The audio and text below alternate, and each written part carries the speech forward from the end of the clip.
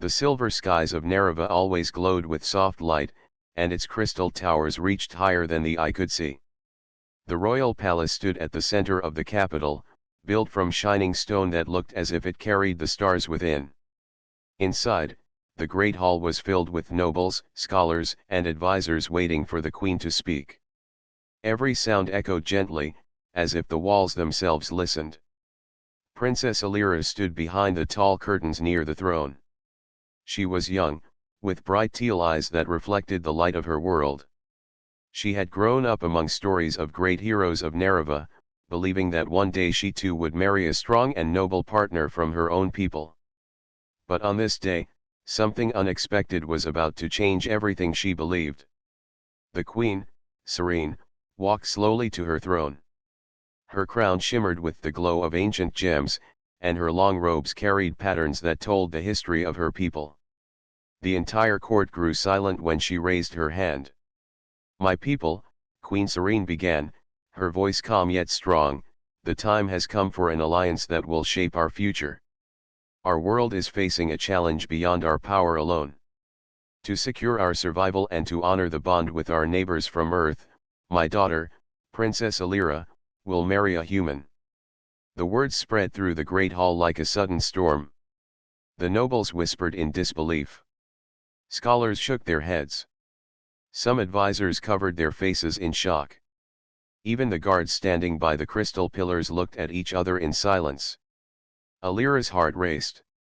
She almost stepped out from behind the curtains but stopped, her hands trembling.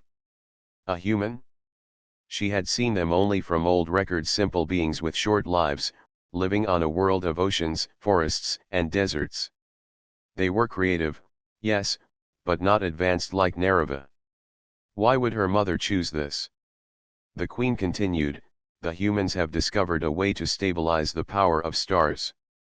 Our star drives, the very engines that keep our cities alive, are failing. Without help, our world will face great struggle. Only through this union can trust be built. Only through this bond can knowledge be shared." The whispers turned into louder voices. "A human," one noble muttered. "This cannot be," another said. Some argued that Nereva should never bow to a lesser race. Others worried what this meant for the dignity of their princess. Alira could no longer stay hidden.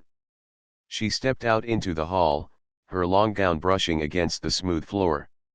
Her voice broke through the noise. "Mother," she shouted, her teal eyes shining with both anger and confusion. "Why am I being forced to marry a human? I am your daughter, the heir of Nereva. I should marry someone of our own people, not a stranger from a distant world." The hall grew even quieter than before. Everyone stared at the young princess, surprised at her sudden courage. Queen Serene looked at her daughter with calm eyes, though a trace of sadness rested in them. "Alira, this is not about you alone. This is about our people. You were born not just as my child but as the future of this world. Sometimes the future demands sacrifices we do not expect." Alira shook her head. "But humans are not like us. They are fragile, they live short lives, they cannot understand our ways. How can this be good for Nereva?" The queen stood from her throne. Her presence filled the hall with quiet strength. "Do not mistake simplicity for weakness. Humans have something that even we, with all our wisdom, have forgotten. They adapt. They create. They find answers in places we never look. That is why we need them." Alira wanted to argue again, but her throat felt tight. She could see the faces of the court, some agreeing, others still doubtful. But all of them were watching her, waiting for her reaction. For the first time, she felt the heavy weight of being a princess. Her mind raced with questions. Who was this human? Why was she the one chosen? Would her life now belong to someone she had never met? The thought made her chest feel heavy. As the court session ended, Alira left the hall quickly, her steps fast and uneven. She rushed through the shining corridors of the palace, her heart still pounding. Outside the tall windows, the skies of Nereva looked calm, but inside her mind there was only storm. In that same moment, far away in the emptiness of space, a ship from Earth was making its way toward Nereva. On board sat a human named Mason, chosen by Earth's council for reasons he himself did not fully understand. He looked out of his window at the stars, feeling both nervous and curious about the world he was about to see. He did not know that a princess was already shouting his name in anger. And Princess Alira did not know that this human, who seemed so unworthy to her, would soon change not only her life but the destiny of two worlds. Princess Alira sat in her chamber, her hands pressed tightly together as if she could stop the storm inside her. The tall glass windows of her room showed the glowing city of Nereva, with its floating lights and silver bridges stretching into the distance. Usually, the view gave her peace, but tonight she could not see beauty in it. All she felt was frustration. Her mother's words echoed in her mind. To secure our survival and honor our bond with Earth, you will marry a human. Alira could not believe it. She was a princess of Nereva, raised to lead, raised to protect her people's pride. Now, instead of a union with a noble from her own world, she was being given to someone from a planet that many considered primitive. It felt like an insult, and worse, it felt unfair. She stood and paced the room, her long gown brushing across the floor. How could mother do this to me, she whispered to herself. Does she think I cannot serve my people without this marriage? Does she not trust me at all? Her maid and friend, Lyra, entered quietly, carrying a tray of fruit. She looked at the princess with worry. You are troubled, my lady. The whole palace is speaking about today's announcement. Some are shocked, some are angry, but many say the queen has reasons that we cannot yet see. Alira turned sharply. Reasons? What reason could be strong enough to tie me to a human? Her voice cracked with emotion. They are not like us, Lyra. They live such short lives. What could they possibly offer Nereva? Lyra placed the tray down and spoke softly. Perhaps they offer something different, something that we do not value yet. The queen is wise. She would not make such a choice lightly. But Alira could not listen. Her chest felt tight, and her pride stung. She left her chamber and walked quickly through the palace halls, heading straight toward the queen's study. The doors opened silently when she approached. Inside, Queen Serene stood by a great map of the stars, her hands resting gently on the glowing patterns that showed the network of their star drives. Her face looked calm, but her eyes carried deep thought. Mother, Alira said firmly, stepping inside. I will not accept this marriage. You cannot force me to live with someone I do not know, someone who cannot understand me or my people. The queen turned slowly, her long robe flowing like water. She looked at her daughter with patient eyes. Alira, you are not a child anymore. You must understand why this is needed. Our star drives are breaking. The energy that keeps our cities alive is weakening. Our scholars have searched for answers for centuries but found none. Yet the humans, these so-called simple people, have found a way. If we do not join with them, our future will be uncertain. Alira frowned. Then send envoys. Share knowledge. Trade with them. Why marriage? Why me? The queen's voice softened. Because trust is not built only with words. It is built with bonds. A trade may last a season, but a marriage lasts a lifetime. If Nereva and Earth are to stand as partners, the bond must be deep, unshakable. That bond begins with you. Alira's hands curled into fists. So my life is only a tool for politics? No, the queen answered gently. Your life is greater than you know. You are not losing freedom, Alira, you are giving meaning. You may think humans are weak, but they hold something we have forgotten. They grow through struggle. They rise from mistakes. They imagine paths we do not see. That is why I chose this path. For a moment, the room was silent. The glowing map filled the space with gentle light, and Alira looked at her mother's calm face. She wanted to argue, but something in the queen's voice made her pause. Still, her heart burned with anger. You say they imagine paths we do not see, Alira said at last, her voice sharp, but I see nothing in them. I see no greatness, no honor. If you will not stop this, then I will resist it myself. I will not smile. I will not pretend. The queen did not raise her voice. She simply nodded, as if she expected such words. Then resist, if you must. Shout, if you must. But remember, Alira, sometimes what feels like a burden can become a gift. In time, you may see what I already see. Alira turned away, her eyes bright with unshed tears. She did not want to cry in front of her mother. Without another word, she left the study and walked back into the halls. Her footsteps echoed loudly against the shining floor, but inside she felt small and powerless. That night, Alira stood by her window again, looking at the stars. Somewhere out there, a human was coming. A stranger who would be tied to her life. She whispered into the quiet air, I will not accept you. Whoever you are, you do not belong here. Far away, in the traveling Earth ship, Mason sat quietly at his table, studying a simple hollow image of Nereva that the council had given him. His hands rested on the surface, and his thoughts were heavy. I hope, he murmured softly, that they will accept me. Even if I am only human. Two voices, speaking the same night under the same stars, yet each believing the other could never belong. The palace of Nereva had never been so quiet. The great landing court, usually filled with music and bright banners, was now lined with guards, nobles, and scholars waiting in stiff silence. Everyone's eyes were fixed on the sky, where a silver streak of light grew larger and larger. It was the human ship, slowly descending through the clouds. Princess Alira stood near the steps of the palace, her arms folded tightly across her chest. Her mother had insisted she be present for the arrival. The queen believed it was important for the princess to greet the one who was soon to be her partner. But Alira's face carried no warmth. Her heart still burned with resistance. Why must I stand here like this? She thought bitterly.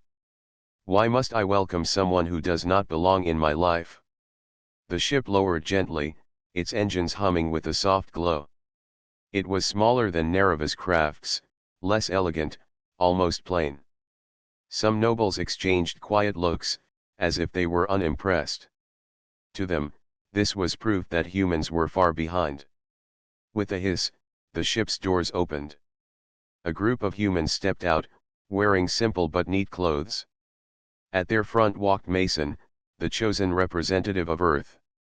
He was not tall like the Nerevan nobles, nor did he carry the glow of alien gems. His hair was brown, his eyes a calm gray, and his steps careful but steady. The court watched closely.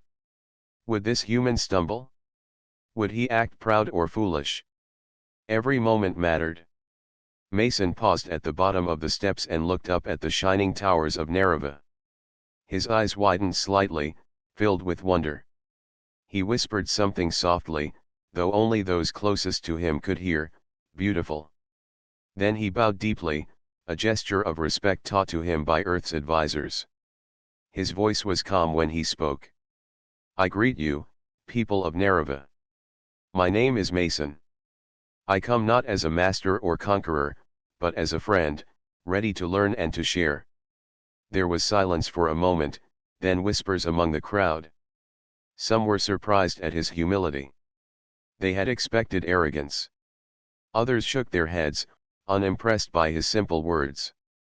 Alira's eyes studied him sharply. This is the one? This is the human who is to marry me? He looks so ordinary. He doesn't even shine the way our people do. Queen Serene stepped forward with graceful steps. Welcome, Mason of Earth. Nereva opens its gates to you. May this meeting be the beginning of trust between our worlds. Mason bowed again, then slowly climbed the steps. When he reached the top, his eyes finally met Alira's. For a moment, he froze, surprised by the intensity of her gaze. Alira did not smile. She only looked at him with eyes full of doubt and quiet anger. Still, Mason did not look away. He gave a small nod and said softly, "Princess Alira, it is an honor to meet you." Alira lifted her chin and answered coldly, "We shall see if you truly mean that." The court gasped at her boldness, but the queen only watched silently. Mason did not react with anger. Instead, he simply nodded again, as if accepting her sharp words. Later, when the humans were shown into the palace halls, Alira walked a short distance behind them, observing. Mason did not seem proud or boastful. Instead, he touched the walls gently, studying the glowing patterns of crystal as though each detail amazed him. He asked questions, not to impress, but to learn. How does this light flow? Does it come from the star drive itself? What do these designs mean? The scholars looked at each other in surprise. Many guests, even from other advanced worlds, rarely paid attention to such details. Yet this human seemed to value every part of what he saw. Alira frowned. He asks too many questions. Why does he not act like the others? Why does he not try to show off? That evening, a welcoming feast was prepared. Long tables shone with plates of rare fruits and glowing waters from Nereva's springs. The nobles sat tall and proud, their eyes always drifting back to Mason. Every word he spoke was being judged. When asked about Earth, Mason did not boast of power or wealth. Instead, he spoke honestly. Our world is still learning. We do not have towers like yours or skies as bright as these. But what we have is hope, and the wish to always grow. That is why I am here. Not to take, but to share. Some nobles scoffed quietly, whispering that his words were too simple. But others remained silent, thoughtful. Alira, seated across from him, studied him carefully. She wanted to find something false in his voice, something that would prove her right. But all she heard was honesty. And honesty, strangely, unsettled her more than lies would have. As the feast ended, Mason looked once more at the glowing windows of the hall. His eyes carried quiet wonder, as though he still could not believe he was here. Alira turned away, hiding the strange feeling in her chest. She whispered to herself, "You are still human. You will never be one of us." But deep inside, though she did not admit it, a part of her had begun to wonder if perhaps she had judged him too quickly. And Mason, walking back to his chamber, whispered under his breath, "I must not fail them. I must not fail her." The next morning, the palace bells rang softly across the shining city of Nereva. The sound meant one thing: a ceremony was about to begin. Nobles, scholars, and citizens gathered in the Grand Hall of Judgment, a place where great decisions and trials were held. The crystal floor glowed beneath their feet, and tall columns carried the light of the sun down into the chamber. Princess Alira stood beside her mother at the front. Her arms were crossed, her face calm but her heart restless. She already knew what the day was about. The queen had decided that the human, Mason, must face the trials of worthiness, ancient challenges meant to test wisdom, empathy, and courage. They were not about strength or power, but about the heart and mind. Alira had mixed feelings. A part of her hoped Mason would fail, so she could prove to everyone that humans did not belong in her world. Yet another part of her, quiet and uncertain, wondered what might happen if he succeeded. The queen raised her hand, and silence spread. "Today," she said, her voice echoing softly, "the one chosen from earth will face the trials. Let all here see not only who he is, but what his people may offer." Mason stepped forward. His clothes were simple, a mix of earth fabric and Nerevan design, made quickly by palace tailors to help him blend. He bowed respectfully. "I will do my best," he said quietly. The first trial began. A tall scholar carried a glowing sphere into the hall and placed it on a stand. The sphere showed countless stars inside, moving in patterns. The scholar spoke, "This is the puzzle of paths. Find the line that leads from our world to the star of life. Only one path is true. The rest will trap you in endless circles." Mason stared at the sphere. The nobles whispered to each other, confident he would fail. The patterns were confusing even for Naravans. But instead of rushing, Mason sat on the floor, his eyes steady. He whispered to himself, "It's like a maze. On Earth, children draw mazes with lines that twist and turn. The trick is not to start at the beginning, but to start at the end and work backward." He touched the sphere, tracing the lines carefully, not forward but backward, from the star of life. Slowly, patiently, he connected the right path. The sphere glowed brightly, signaling his success. The hall grew silent. The nobles looked surprised. Even Alira raised her eyebrows. He solved it, like a child's puzzle. The second trial followed. A group of villagers entered, each holding a basket. The judge explained, "This is the trial of balance. You must share what you have so that none go without. But be careful, the baskets are not equal. If you take too much or too little, one will suffer." Mason studied the baskets. Some had too many fruits, others almost none. He thought for a moment, then smiled. "On Earth, when I was young, my family and neighbors shared food during hard times. We didn't count exactly. We placed everything in the middle, and then we divided it equally." Without hesitation, he asked the villagers to place all the fruits together in one pile. Then, carefully, he divided them into equal portions for each person. The villagers smiled, grateful. The judge nodded in approval. Once again, the court was surprised. Mason had not used clever tricks or calculations. He had used fairness, something so simple that even children understood it. Finally came the third trial. This was the trial of reflection. Mason was led into a chamber where a large mirror stood. The mirror glowed and spoke in a calm voice, "Tell us who you are. Speak truth. Not what others want to hear, but what your heart holds." Mason looked at his reflection. He saw a man far from home, standing among a people greater in beauty and wisdom than his own. His voice was steady but soft. "I am Mason, son of Earth. I am not powerful. I am not perfect. But I am someone who learns, who listens, who hopes. I do not stand here to pretend I am greater than I am. I stand here to offer what I can, even if it seems small." The mirror glowed brighter, then dimmed, signaling acceptance. When Mason stepped back into the hall, the entire court was silent. He had passed all three trials, not with brilliance or strength, but with honesty, fairness, and creativity. Queen Serene smiled gently. "The trials are complete. Mason of Earth has proven himself worthy." The hall filled with mixed reactions. Some nobles clapped politely, others frowned in doubt. But many common people watching from the side nodded with respect. They saw not a perfect hero, but someone real. Alira, however, felt her chest twist. She had hoped he would fail. She had wanted proof that her anger was right. Instead, she found herself confused. Mason had not been clever in the way her people valued. Yet he had succeeded through ways no Naravan would have considered. As Mason bowed to the queen, his eyes met Alira's again.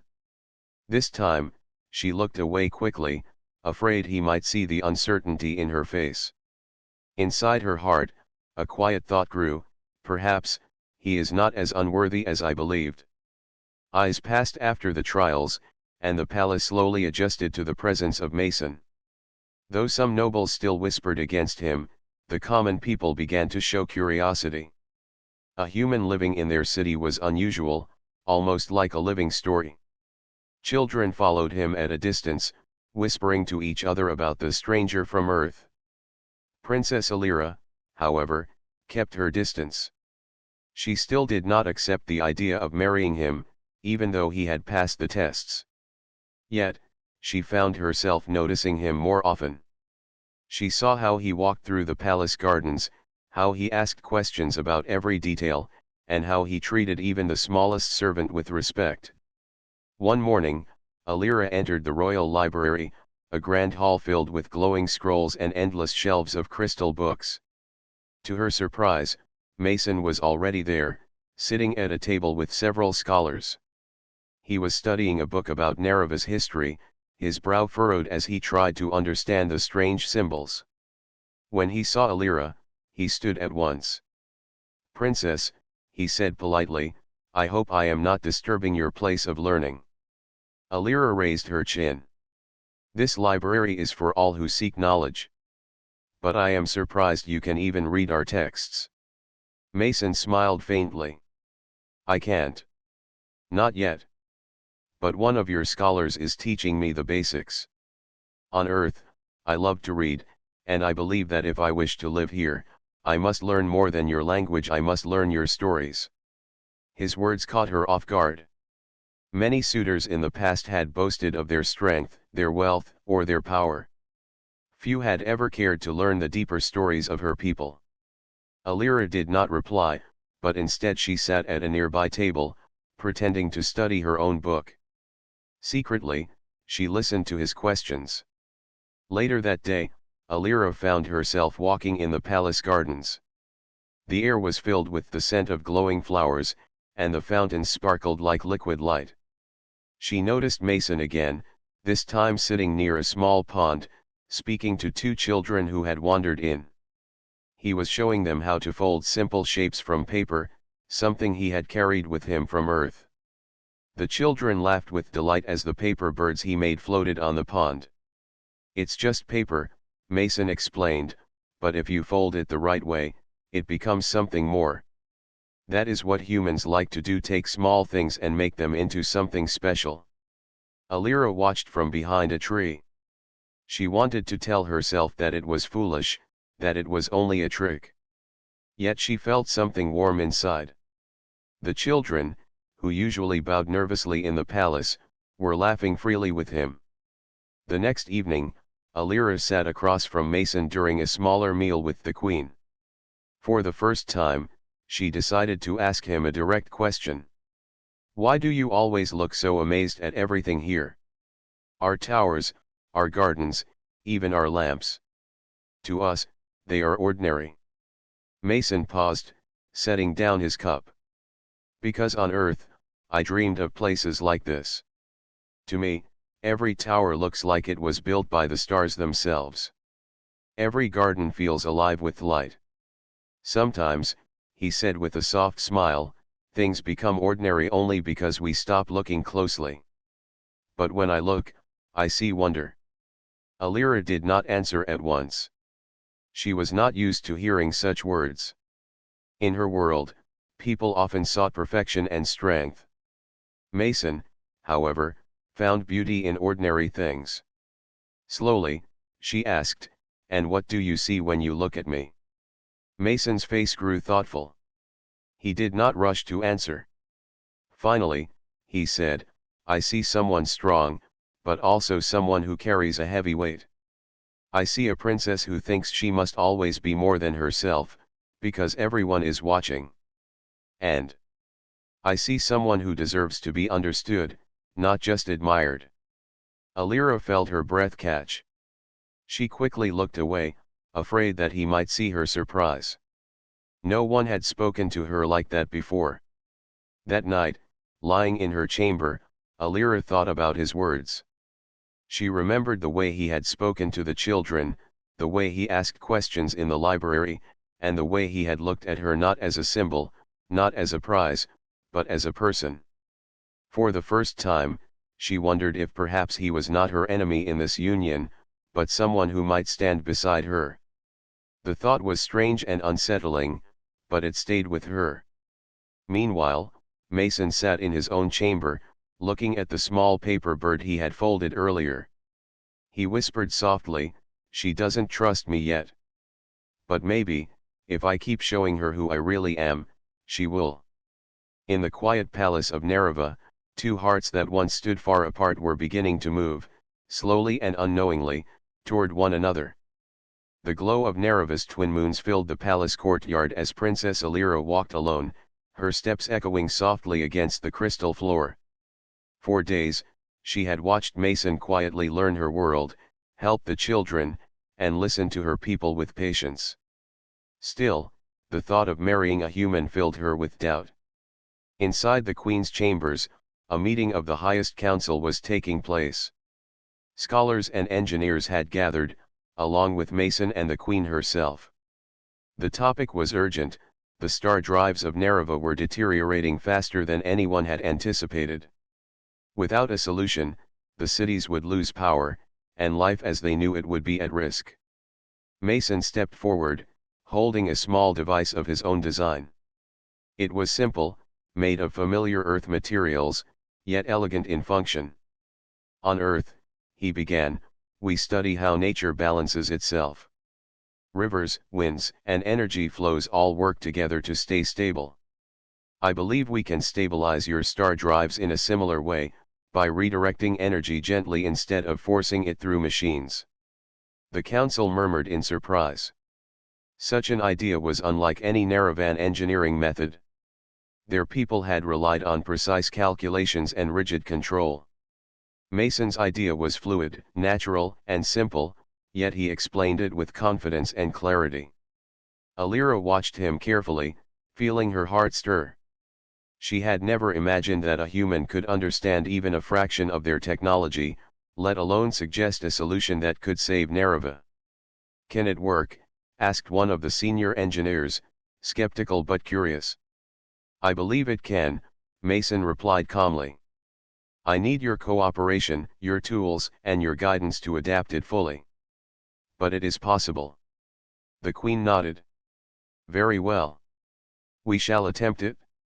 Mason, lead with our engineers. Show us the way. Over the next few days, Mason worked tirelessly with the Nerevan engineers. He did not boast or demand control. Instead, he listened, asked questions, and offered ideas in simple, clear language. Slowly, the star drives began to stabilize. Energy flowed more evenly, and the glowing cities of Nereva remained alive. Alira walked through the palace halls, observing the progress.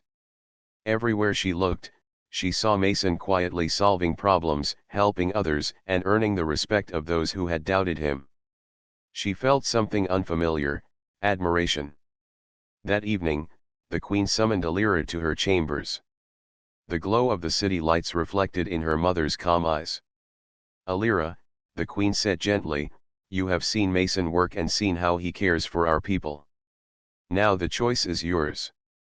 You do not have to marry him if your heart refuses. Alira froze. She had expected to be told she must accept the marriage, yet now the decision was hers. Her heart raced with fear and confusion. She had spent so long resisting, thinking of Mason as an outsider, but now she could no longer ignore what she had seen. She walked to the balcony, looking at the shimmering towers of Nereva.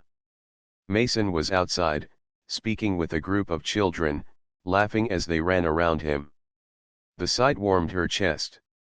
She realized that he had not forced himself into her life. He had earned his place, not through power or pride, but through patience, respect, and care. Alira turned back to her mother. I do not know what to say, she whispered. Say what you feel, the Queen replied. Your heart knows the answer. You have been brave to resist, and brave to watch. Now, trust yourself. For a long moment, Alira thought of all she had felt in the past days, the trials, the laughter with children, the careful study of her world, and Mason's honesty. She realized that her anger had faded, replaced by understanding. Finally, she spoke. I choose to accept him. Not because I was told, but because I have seen who he is, and I want to know him more. The Queen smiled, a mixture of relief and pride in her eyes. Then it is done. Your choice is your own, and your people will respect it. Later that night, Alira approached Mason in the gardens. The flowers glowed softly, and the fountains sparkled under the twin moons. Mason looked up, surprised but hopeful, when he saw her walking toward him. I have made my decision, Alira said, her voice quiet but steady. I wish to accept you, Mason. Not because of duty, but because I see who you truly are. Mason's eyes widened, and a small, relieved smile appeared on his face. Thank you, Princess Alira. That means more than you can know. I promise I will honor your trust, every day. Alira smiled faintly, feeling the tension inside her ease. For the first time, she did not feel forced or trapped. She felt free, and yet connected, knowing that this choice was hers and hers alone. In the quiet night, as the two walked through the glowing gardens, Nereva itself seemed to breathe with a sense of new hope. Two worlds, once distant, were beginning a bond that promised not only survival but a shared future filled with understanding, respect, and discovery. And Princess Alira realized that sometimes, what feels like a burden can become the greatest gift. The morning sun of Nereva rose slowly, painting the crystal towers in soft gold and silver. The city seemed more alive than ever, its streets sparkling with light and its fountains singing with energy. The people of Nereva moved about with a sense of hope, for the crisis with the star drives had been solved. The union between Mason and Princess Alira had already brought change, though not all of it could be measured by technology. Alira walked through the palace gardens, her long gown brushing over flowers that glimmered in the morning light. Mason was already there, kneeling by a small pond, showing children how to arrange floating stones into patterns that represented the stars. His calm voice carried easily across the garden. When he saw Alira, he stood and offered a polite bow, though his smile was bright and genuine. Good morning, Princess. Or shall I say, partner. Alira raised her eyebrows, a faint laugh escaping her lips. Partner? That sounds formal, but I suppose it is true. She walked closer, feeling the soft warmth of the morning sun on her face. The children ran past them, giggling as the stones they arranged drifted slowly on the pond. Alira watched Mason interact with them. He was patient, kind, and unpretentious. The ease with which he connected with her people amazed her. Even though he was human, and far different from Nereva's elegance, he seemed to belong here more than she had ever expected. Alira realized something important: Mason had not changed to fit Nereva. Instead, he had shown them all that humans had their own strengths, ones Nereva had not understood before.